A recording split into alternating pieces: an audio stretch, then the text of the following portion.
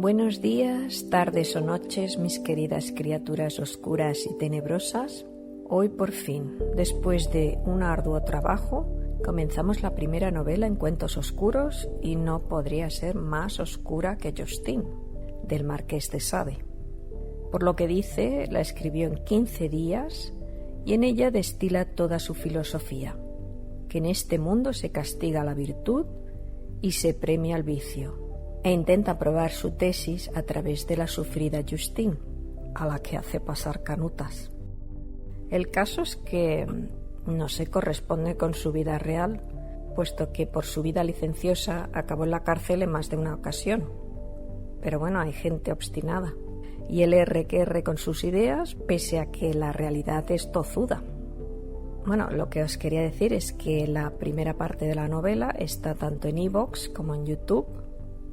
Yo prometí que todo el contenido de Cuentos Oscuros sería accesible y gratuito y lo cumpliré. Entonces, ¿dónde se podrá escuchar el resto? Efectivamente en YouTube. Es verdad que YouTube no es ideal para podcasters, pero es una de estas pocas plataformas que si tienes suficientes visitas te pagan a través de la publicidad. En otras plataformas ponen anuncios y la única fuente de ingresos que te ofrecen es la de mendigar entre los oyentes y que, por cierto, también sacan dinero de ahí. Pues sí, estoy hablando de iVoox. Que conste que no estoy criticando a ningún podcaster que ponga contenido exclusivo para sus suscriptores. Muchos hacen un trabajo fenomenal y me parece bien que hagan con su canal lo que quieran y que cobren, por supuesto que sí. Yo soy una gran oyente de podcast, estoy todo el día escuchando voces que considero amigas y algún día os daré mi lista de recomendados. En fin, que yo solo puedo sentir agradecimiento a todas esas personas que dedican su tiempo a informarnos, a enseñarnos o a entretenernos o todo junto. La crítica no va en contra de ellos, sino en contra de las plataformas que no dan nada al creador, pese a que las páginas están llenas de anuncios. En tal caso he preferido crear una página de Patreon por si alguien quiere invitarme a un café o a suscribirse. Repito que Cuentos Oscuros será de acceso libre, pero yo me imagino que algo habrá que ofrecer a las personas que me den su apoyo. Bien, podría ofrecer algún dibujo de los que he ido haciendo en mi otro canal de YouTube, o quizá la posibilidad de elegir algún relato de su autor preferido, por ejemplo. Alguna cosa habría que ofrecer, pero bueno, evidentemente cuando digo esto tiene que ser un escritor sin copyright, como Poe, Lovecraft, Stoker, Ambrose Bierce. No me pidáis, anda, léeme It de Stephen King. Bueno, ya me entendéis. Bueno, esa sería mi manera de dar las gracias a la gente que me apoye. Otra manera más fácil y gratuita de ayudar es dar likes y suscribiros. Y si le dais a la campanita, miel sobre hojuelas. De este modo, el tiránico algoritmo despertará de su sopor y a lo mejor se da cuenta de que existo y me recomendará por ahí. Os preguntaréis, ¿y el resto de capítulos los pondrás en iVoox algún día? Pues la verdad es que me gustaría. ¿Por qué? Pues porque no quiero perder a mi comunidad de iVoox. Pero primero me gustaría amortizarlo en YouTube, porque iVoox sí que es una plataforma para podcast, mucho más que YouTube. YouTube es más de vídeo, pero bueno. Estamos aquí experimentando, ya sabéis que acepto cualquier sugerencia. Y en fin, cada sábado tendréis un capítulo. Y los miércoles suelo poner cosas más cortas como poemas o microrelatos o algo así. Los relatos cortos y los poemas me dan un poquito de tiempo para preparar cosas más voluminosas. Si veo que esta novela va bien, a lo mejor en la siguiente incluimos más voces y así será más que una lectura, una dramatización.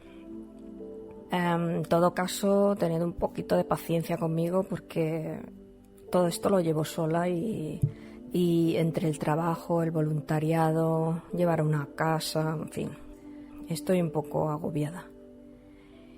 Y bueno, ya por último os anuncio que hay página de Facebook, que os lo voy a dejar en la descripción, ya que antes tenía una página personal, pero me daba la impresión de que estaba dándole la tabarra a la gente que ni le va ni le vienen mis historias.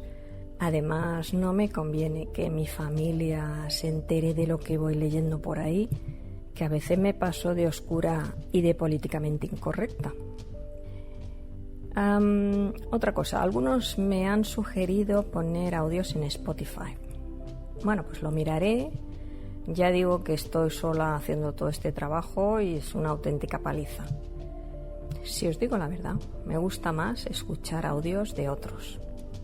Y lo cierto es que yo solo me escucho una vez para saber que no he metido mucho la pata y ya no me vuelvo a escuchar más, no me gusta nada mi voz. Bueno, ya veis, en casa de herrero, cuchillo de palo. Bueno, pues ya nada más, os dejo los enlaces de interés y si tenéis alguna duda, opinión o sugerencia podéis comentar. Bueno, pues un abrazo a todos y ahora sí os dejo con la pobre y atribulada Justine. Hasta pronto.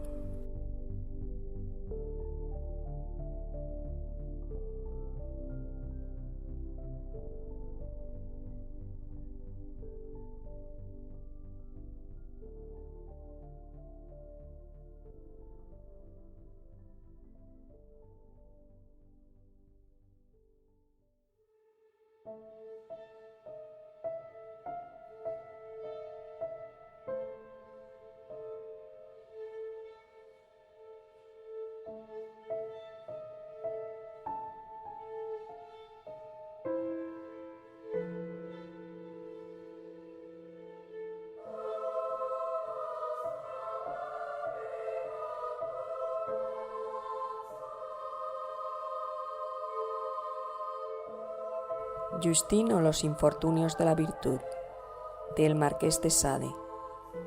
Primera parte.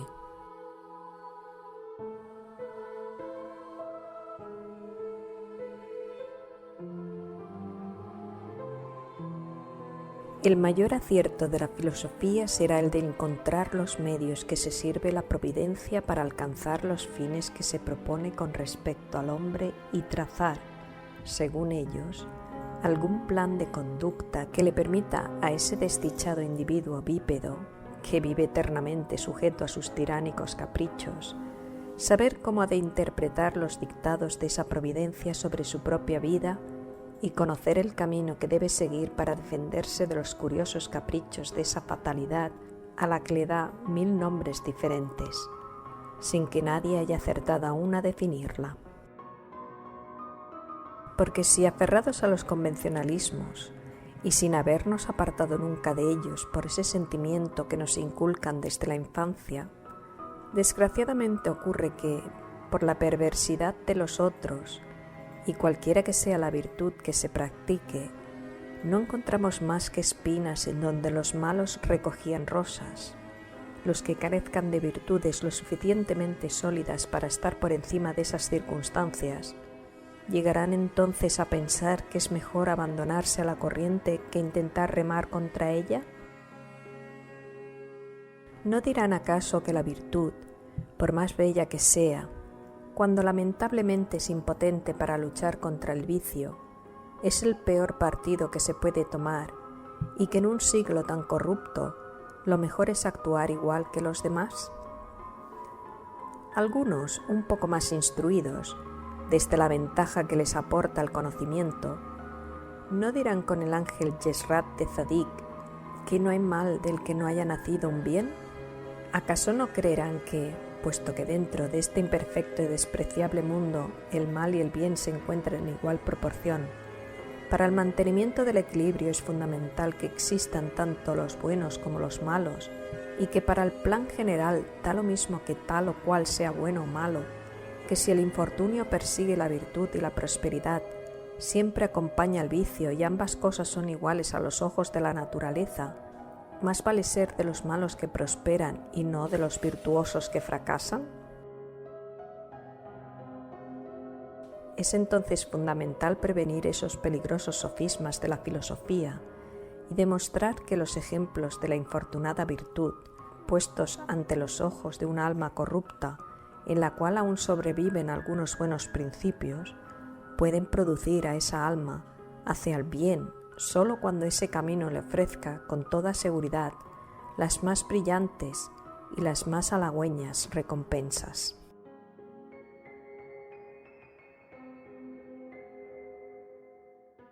Sin duda es cruel tener que describir la multitud de desgracias que agobian a una mujer dulce y sensible que siempre ha respetado la virtud y, por otra parte, la esplendorosa fortuna que acompaña a quienes la desprecian a lo largo de su vida. Pero si a pesar de ello se esboza un bien, por más crudo y cínico que esto pueda parecer, ¿habrá que reprocharse por haberlo presentado ante el público? ¿Se podrá tener algún remordimiento por haber creado unas situaciones de las que el lector que le con provecho podrá extraer la tan filosófica lección de la sumisión a las leyes de la providencia y del modo en que operan sus más secretos enigmas, como también la fatal advertencia de que, para llevarnos por el camino del deber, a menudo la mano divina golpea a aquellos seres que están a nuestro lado y que nos parecen haber cumplido fielmente los suyos? Tales son los sentimientos que nos mueven a escribir y a apelar a la buena fe de los lectores, a fin de que sigan con interés y atención los infortunios de la triste y miserable Justine, la mujer de la que vamos a hablar.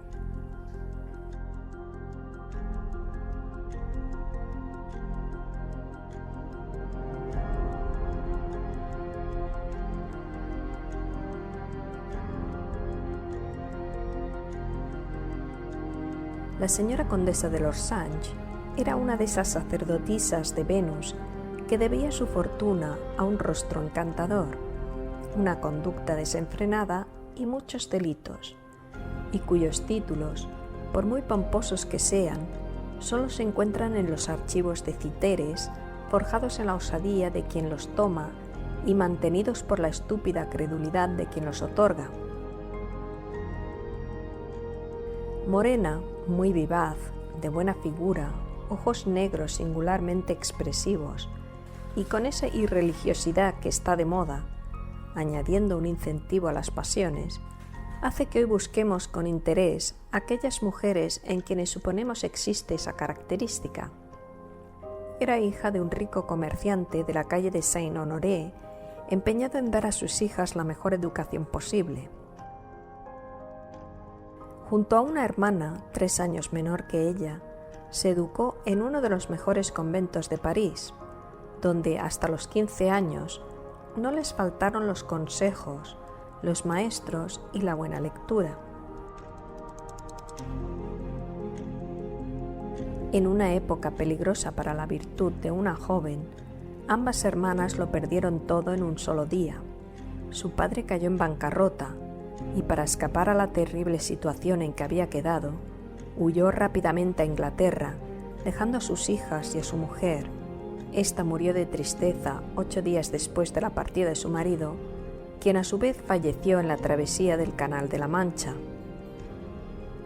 Unos parientes deliberaron entonces acerca del futuro de aquellas 2 niñas, y como el dinero que les correspondía en herencia apenas llegaba a los 100 escudos para cada una, resolvieron desentenderse de ellas, les abrieron las puertas del convento y les entregaron su dote, dejándolas a su suerte.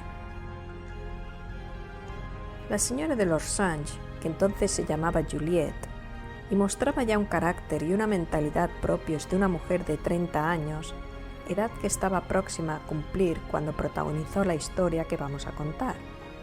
Solo parecía sensible al placer de sentirse libre, sin pensar en los desgraciados acontecimientos que habían roto sus cadenas.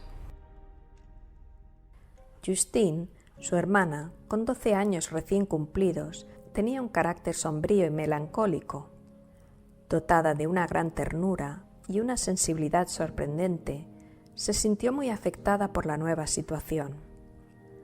Carecía de las habilidades y de la astucia de su hermana, y podría decirse que su ingenuidad, candor y buena fe la llevarían casi irremediablemente a caer en muchas trampas. Esta jovencita tenía una fisonomía totalmente distinta a la de Juliette. Mientras que ésta todo era artificio, cálculo y coquetería, en Justine eran admirables su pudor, su delicadeza y su timidez. Era de carácter dulce y buen corazón. Tenía cierto aire virginal, unos enormes ojos azules que miraban con asombro y vivacidad, una figura delgada y frágil, un tono de voz acariciante, una piel deslumbrante, dientes de marfil y unos hermosos cabellos rubios. Este es apenas el esbozo que se puede hacer de la encantadora hermana menor, cuya graciosa ingenuidad y deliciosos rasgos escapan a la elocuencia de quien quisiera describirla, en suma, con un toque tan fino y delicado que escapa al pincel de quien desearía plasmarlo.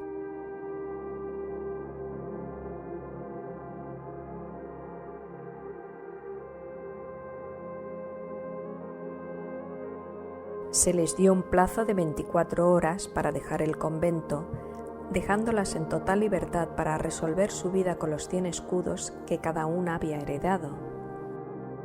Juliette, que estaba encantada de ser dueña de sus actos, trató en un primer momento de enjugar las lágrimas de Justine. Pero al ver que ésta no abandonaba su actitud, en lugar de consolarla, se puso a reñirla, diciéndole que era muy tonta, que con su juventud y belleza ninguna de las dos iba a morirse de hambre. Le puso como ejemplo el caso de la hija de una de sus vecinas, quien, tras fugarse de la casa paterna, vivía ricamente en París, donde era mantenida espléndidamente por un recaudador de impuestos. Justine se horrorizó ante tan pernicioso ejemplo y dijo que preferiría morir antes que hacer algo parecido. Y al ver que su hermana estaba tan decidida a llevar un género de vida que a ella le parecía abominable, se negó de plano a vivir con ella. Se separaron sin ninguna promesa de reencuentro, ya que sus proyectos de vida eran totalmente diferentes. Juliette, que pretendía convertirse en una gran dama, ¿acaso querría volver a ver a una muchacha cuyas virtuosas inclinaciones, que no eran sino las de la gente común, podrían perjudicarla? Y Justine, por su parte, iba a poner en riesgo su moral uniéndose a una criatura perversa que sin duda iba a convertirse en víctima de la disipación y del libertinaje público. Y como ambas se mantenían firmes en sus convicciones, cada una retiró su dinero y se marchó por su lado, abandonando el convento al día siguiente, tal como estaba estipulado. Justine decidió ir a ver a la costurera de su madre, pensando que esa mujer, que le había dado tanto cariño cuando era una niña, se mostraría sensible a su suerte. Pero cuando le contó su desgraciada situación y le pidió trabajo, la despidió sin miramientos. «¡Ah, cielos!», dice la pobre criatura. «Es el primer paso que doy en la vida y ya he experimentado lo que es la tristeza y la preocupación. Esta mujer antes me quería. ¿Por qué ahora me rechaza? Ay, es porque soy huérfana y pobre, porque no dispongo de recursos y porque solo se estima a las personas en función de las ayudas y beneficios que se espera recibir de ellas». Tras obtener esta respuesta, Justine fue a visitar al cura párroco a fin de que la aconsejara. Pero el caritativo eclesiástico le respondió que la parroquia estaba sobrecargada de fieles y que era imposible darle una parte de las limosnas, aunque, si ella quería servirle, la alojaría voluntariamente en su casa, pero como al decir esto el santo hombre la cogiese del mentón y le diese un beso que desentonaba con su rango, Justine, comprendiendo sus intenciones, se apartó bruscamente diciéndole: «Señor, no le pido limosna ni un puesto de sirvienta. No hace mucho que dejé una situación muy superior a la que hoy podría obligarme a implorar estos dos favores. Solo os pido los consejos que necesitan mi juventud y mi desdicha, y vos queréis hacerme pagar un alto precio por ello». El cura, molesto con estas palabras y furioso por haber sido puesto en evidencia, abrió la puerta y la echó brutalmente. Justine, rechazada por segunda vez en el primer día en que se vio condenada al aislamiento, entra en una casa en la que ve un anuncio. Alquila una habitación amueblada, la paga por adelantado y allí se entrega al pesar que le produce su situación y la crueldad de aquellas personas a las que se vio obligada a recurrir. Se nos permitirá ahora dejarla algún tiempo en ese reducto oscuro para volver a Juliette y explicar lo más brevemente posible de qué modo, en el lapso de 15 años, la joven pasó de la precaria situación en que la vimos salir del convento a ser una mujer con títulos, con más de 20.000 libras de rentas, poseedora de bellísimas joyas, de 2 o 3 casas en el campo y en la ciudad, y a ser la dueña del corazón, la fortuna y la confianza del señor Corville, consejero de Estado y hombre de alta reputación que se hallaba en vísperas de ocupar un cargo ministerial. El camino que debió recorrer fue indudablemente espinoso, ya que estas damiselas no suelen llegar a donde aspiran si no es a través de un aprendizaje duro y humillante. Tan es así que aun estando en la cama de un príncipe, se pueden ver en su cuerpo las humillantes marcas de la brutalidad de los depravados libertinos, en cuyas manos cayeron en los inicios de su carrera, debido a su inexperiencia y juventud. Al salir del convento, Juliette fue directamente a ver a la mujer que oyó nombrar a su joven vecina, ya lanzada de lleno a la vida libertina. Había retenido su dirección y se presentó allí con un hatillo bajo el brazo, el vestido desaliñado, el rostro más bonito del mundo y cierto aire de novicia. Le contó su historia y le suplicó que la aceptase en su casa, al igual que antes había hecho con su amiga. «¿Qué edad tenéis, hija?», le preguntó la señora de Buisson. «Dentro de unos días cumpliré 15 años, señora». «¿Y nadie jamás...?» «Oh, no, señora, os lo juro». «Pero es que a veces en esos conventos, una religiosa, una compañera... Necesito pruebas». «Está en vuestras manos, señora». La Buisson se caló las gafas y tras realizar un minucioso examen a la joven le dijo: «Pues bien, hija mía, os quedaréis aquí, pero debéis seguir mis consejos y asimilar mis costumbres, cuidar la higiene, la economía, ser franca conmigo, cortés con vuestras compañeras y pícara con los hombres.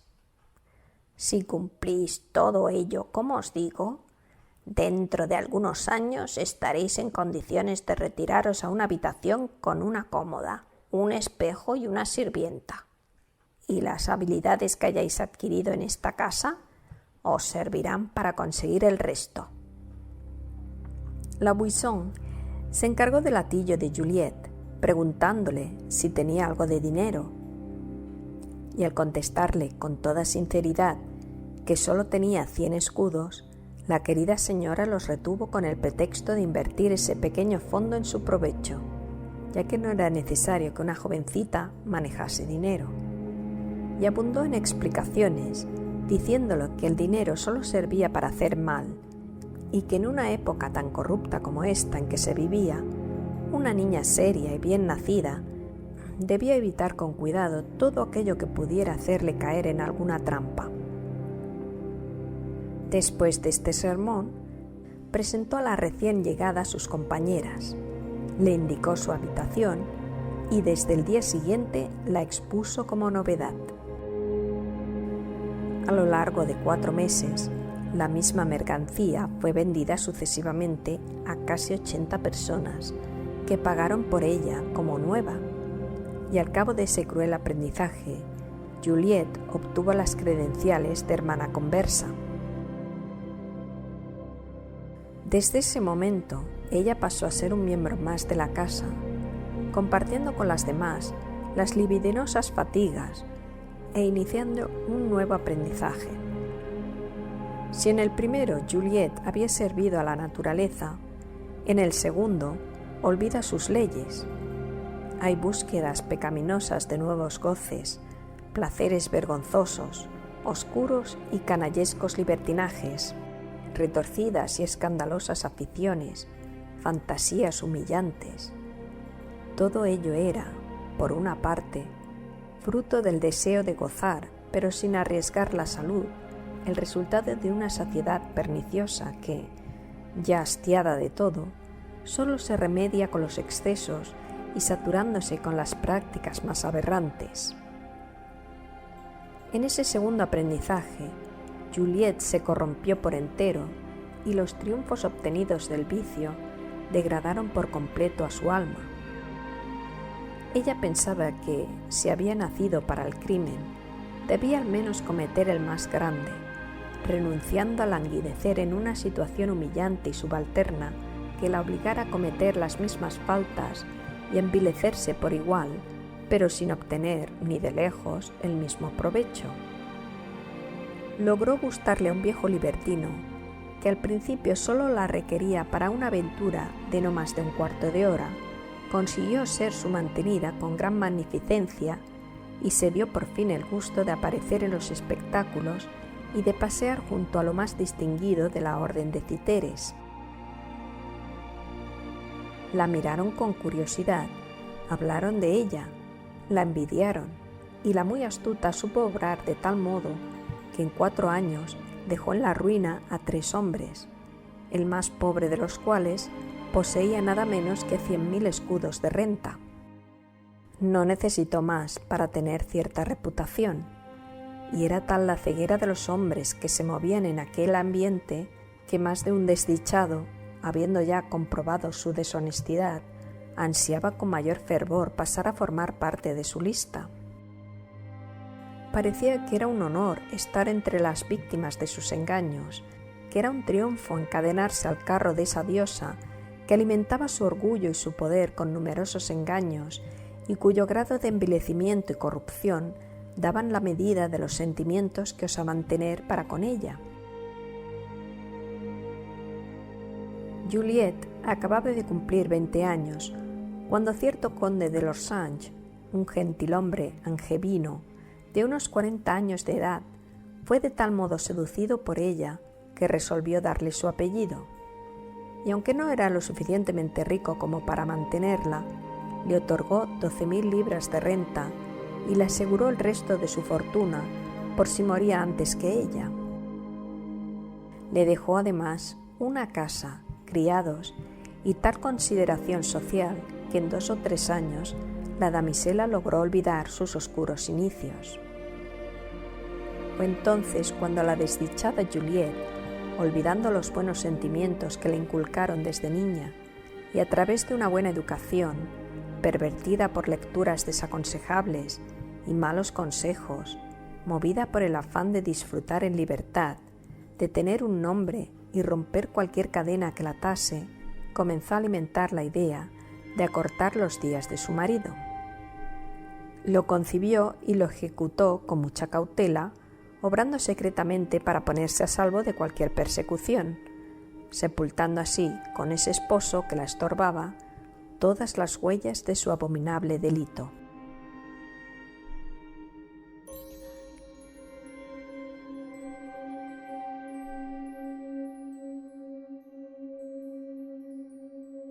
Recuperada su libertad y convertida en condesa, la señora de Lorsange volvió a sus viejas costumbres, pero como ahora tenía cierta posición en la sociedad, les dio visos de decencia. Ya no era una joven mantenida, sino una viuda rica que ofrecía magníficas cenas y en cuya casa se recibía con gusto a todo el mundo, tanto burgueses como cortesanos, y que sin embargo se acostaba por 200 luises y se entregaba por 500 al mes. Con 26 años, aún hizo brillantes conquistas. Arruinó a 3 embajadores, 4 recaudadores de impuestos, 2 obispos y 3 caballeros de las órdenes reales. Y no siendo usual que alguien se detenga tras un primer crimen, sobre todo cuando de él se han obtenido tantas ventajas, la infortunada y culpable Juliette volvió a manchar sus manos con otros delitos semejantes al primero. Uno para robar a uno de sus amantes, que le había confiado una suma considerable de dinero de la que nada sabía su familia. El otro fue para obtener cuanto antes el importe de 100.000 francos que uno de sus adoradores le había dejado en herencia y a nombre de un tercero, quien debía entregárselos en su momento a cambio de una pequeña retribución. A esos horrores, la señora de Lorsange sumó algunos infanticidios. El temor a arruinar su esbelta figura y el deseo de ocultar una doble intriga la llevaron a abortar en varias ocasiones, y esos crímenes, que como los otros jamás llegaron a conocerse, no impidieron que esta criatura hábil y ambiciosa encontrase a diario a quienes hacer víctima de sus engaños y de engrosar su fortuna en igual proporción a sus crímenes. Es muy cierto que la prosperidad suele acompañar al comportamiento más canallesco y que en medio del desorden y de la corrupción más premeditada, lo que los hombres llaman felicidad puede acompañarles la vida entera. Pero nadie se alarme ante esta cruel y fatal verdad, de la que expondremos un ejemplo a través de estas páginas. Las gentes honestas no deben atormentarse de antemano por esta desdicha que persigue la virtud. Toda esa felicidad que acompaña al crimen no es más que aparente. Aparte de que la providencia acabará castigando tales delitos, en el fondo de su alma el culpable alimenta un gusanillo que le corroe sin cesar y le impide disfrutar de esa dicha felicidad que le rodea, atormentándole siempre con el desgarrante recuerdo de los delitos que le han procurado esa engañosa felicidad. Con respecto al infortunio que aqueja a la virtud, la persona desafortunada a quien parece perseguir la mala suerte tiene por consuelo su propia conciencia y los goces secretos que le proporciona su pureza, que le ayudan a resarcirse de las injusticias de los hombres. Tal era la situación de la señora de Lorsange cuando el señor de Corville, aquel hombre de 50 años que gozaba de tan alta reputación, resolvió sacrificar su vida por esa mujer, poniéndola por entero a sus pies, y ya sea por las atenciones que le dispensaba, por las formas y la disimulada seriedad que aparentaba a ella, él se acomodó a las nuevas circunstancias. Ya llevaba 4 años viviendo con ella como si fuera su legítima esposa, cuando tras la compra de unos magníficos terrenos en Montargis, decidieron pasar allí una parte del verano. Una tarde del mes de junio, en la que el buen tiempo les animó a prolongar su paseo hasta la ciudad, estando demasiado cansados para regresar andando al castillo, fueron a una posada donde tenía una parada la diligencia de Lyon a fin de enviar un mensajero a caballo para que les trajese un coche desde su residencia. Cuando llegó el carruaje, ellos se hallaban descansando en una fresca sala de la planta baja que daba al patio. Es algo muy natural distraerse contemplando a los viajeros que descienden de un coche, y es muy raro que alguien que esté en un momento de ocio no se entretenga haciéndolo. La señora de Lorsange, seguida por su marido, se levantó para ver a los viajeros. Parecía que ya habían descendido todos del coche cuando vieron a un gendarme descender del mismo y recibir en sus brazos a una joven que le entregaba a un compañero. Era una muchacha de unos 26 o 27 años, envuelta descuidadamente en un pañuelo hindú y con las manos atadas como rea. Ante el grito de sorpresa y horror de la señora de Lorsange, la muchacha se volvió, dejando ver unos rasgos tan suaves e interesantes, una figura tan fina y delicada que el señor de Corville y su amante no pudieron por menos que interesarse por aquella miserable criatura. El señor de Corville se acercó a uno de los gendarmes y le preguntó cuál había sido el crimen de la infortunada. «Según lo que sé, señor», respondió el alguacil, «se la acusa de 3 o 4 crímenes atroces: asesinato, robo e incendio. Pero os confieso que tanto mi compañero como yo jamás habíamos experimentado tanto disgusto al conducir a un criminal. Es una criatura tan dulce y parece tan honesta». «Ajá», dijo el señor de Corville, «quizás se trate de uno de esos errores tan frecuentes en los tribunales inferiores. ¿Dónde se cometió el delito?» «En una posada a 3 leguas de Lyon, a donde la desdichada había acudido en demanda de trabajo. El juicio se ha realizado en Lyon y ahora va a Pans para la confirmación de la sentencia. Luego debe regresar a Lyon, donde será ejecutada». La señora de Lorsange, que se había acercado al grupo y había oído el relato, le susurró al señor de Corville que ella desearía escuchar de boca de la propia joven el relato de sus desventuras, y como él había concebido la misma idea, se dio a conocer a los custodios, manifestando su propósito. Los guardianes no se negaron a ello, decidiendo que pasarían la noche en Montargis. Corville y la condesa pidieron un apartamento confortable y cerca de este otro para los gendarmes. El señor de Corville aclaró que él respondía por la prisionera, ante lo cual los guardias la desataron, tomaron su cena y se acostaron pronto. La joven pasó a la estancia que ocupaban la señora de Lorsange y su amante, y tras dar de comer a la desdichada, la señora de Lorsange no pudo evitar su interés por ella, diciéndose sin duda a sí misma: «Esta miserable criatura quizás es inocente, y la tratan como si fuera una criminal, mientras que yo, que lo soy mucho más que ella seguramente, vivo rodeada de placer y felicidad». La señora de Lorsange, al ver que la joven, un poco remisa al principio, se reanimaba con el buen trato que le dispensaban, la animó a que contara qué había ocurrido para que ella, una persona que parecía tan honesta y decente, se viese envuelta en unas circunstancias tan funestas.